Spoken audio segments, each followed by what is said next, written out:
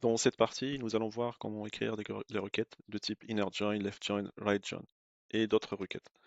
Donc pour cela, j'ai utilisé en fait un script très simple que j'ai exécuté dans le site mycompiler.io.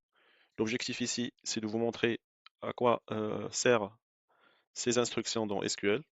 Donc l'exemple, il est très simple. Il s'agit en fait de deux tables client et commande. Donc l'exemple que j'ai mis, c'est que le premier, donc j'ai mis trois clients et quatre commandes. Le premier client a effectué deux commandes, donc ici, et le deuxième client a effectué une seule commande.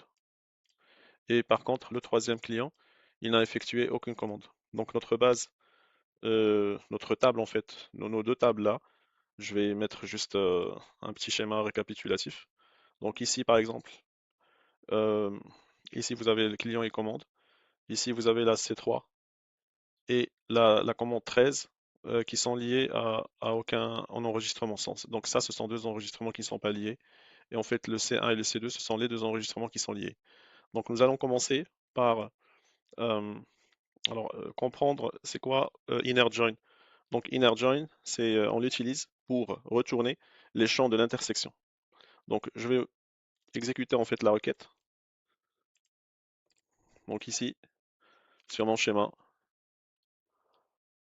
alors select from table client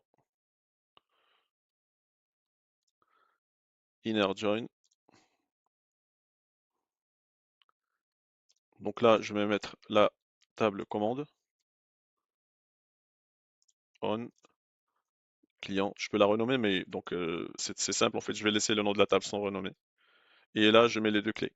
Donc je vais mettre la clé primaire de la table client qui est ID et la table primaire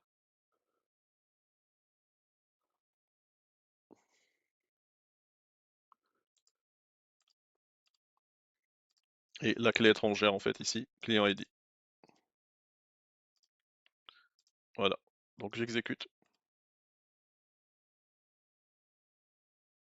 Donc là, vous avez trois enregistrements qui ont été retournés. Donc vous avez le C1 et le C2. Donc voilà, le client 1 a fait deux commandes et le client 2 a une seule commande. Donc inner join, elle permet de retourner l'intersection des deux tables. Donc maintenant, nous allons voir l'exemple de left join. Donc ce qu'il faut retenir, c'est ça en fait.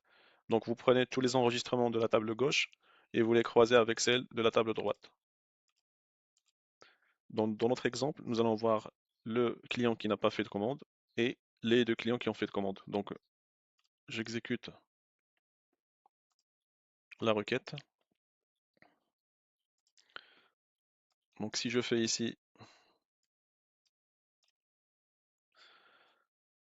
un left join, je vais juste mettre ça en commentaire.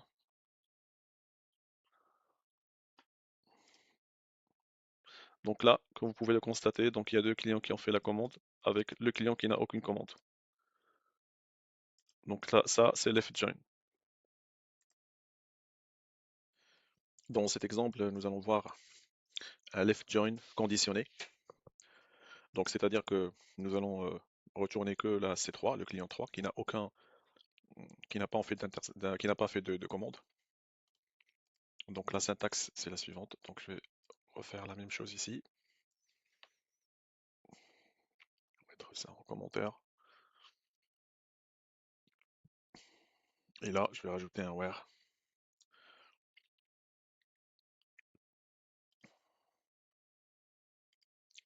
Donc là, je vais prendre le client 3 sans faire l'intersection.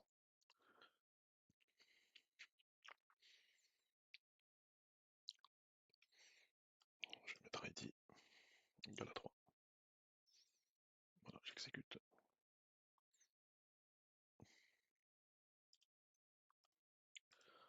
Donc là, c'est juste en fait le nom de la table que j'ai pas mis. Donc voilà, j'exécute et en fait j'ai juste mon client qui n'a fait aucune commande.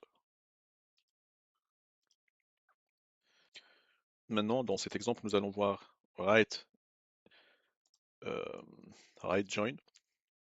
Donc c'est l'inverse de ce qu'on a fait tout à l'heure. C'est-à-dire qu'on veut afficher les données de la table commande et l'intersection avec la table client. Donc,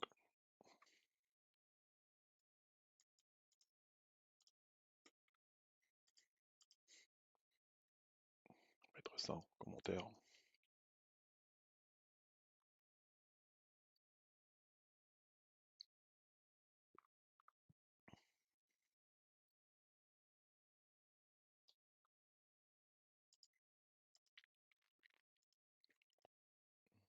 Je vais prendre la même requête que du left. Je vais juste la mettre en haut. Voilà.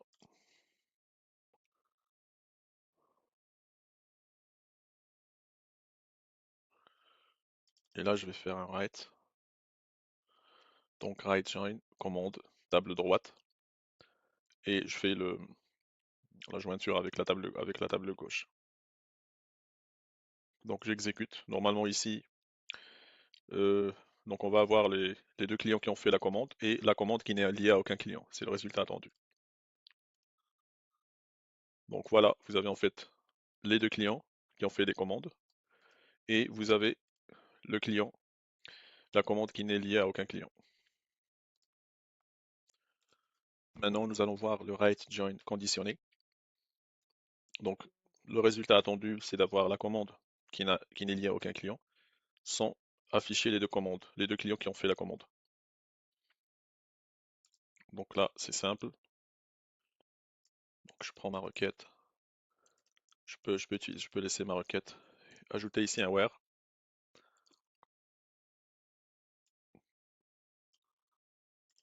Donc commande ID égale à 13.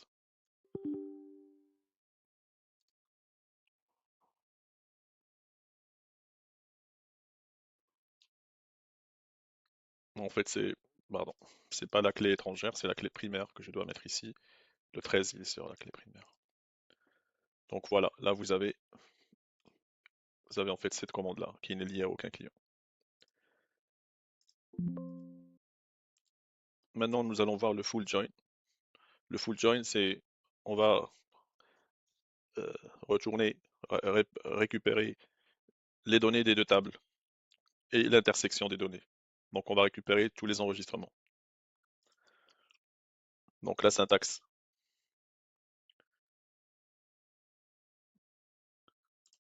Donc ici, faire un full join et donc je laisse mes deux tables et normalement ici j'ai tous mes enregistrements. J'ai les deux clients qui ont fait une commande, l'intersection. J'ai le client qui n'a pas fait de commande et j'ai la commande qui n'est liée à aucun client. Donc j'ai tous mes données. Dans ce dernier exemple, nous allons voir le, le full join conditionné. Donc nous allons récupérer le client qui n'a fait aucune commande et la commande qui n'est liée à aucun client. Autrement dit, on récupère les données sans interaction. Donc pour cela, donc je vais venir ici. Donc je laisse ça et je rajoute un where ici. Where. Donc je peux rester. Donc je peux mettre. Alors je vais mettre commande.id égale à 13 ou bien client.id égale à 4, égale à 3, pardon. Donc voilà, ici j'ai mon client qui n'a réalisé aucune commande et ma commande qui n'est liée à aucun client.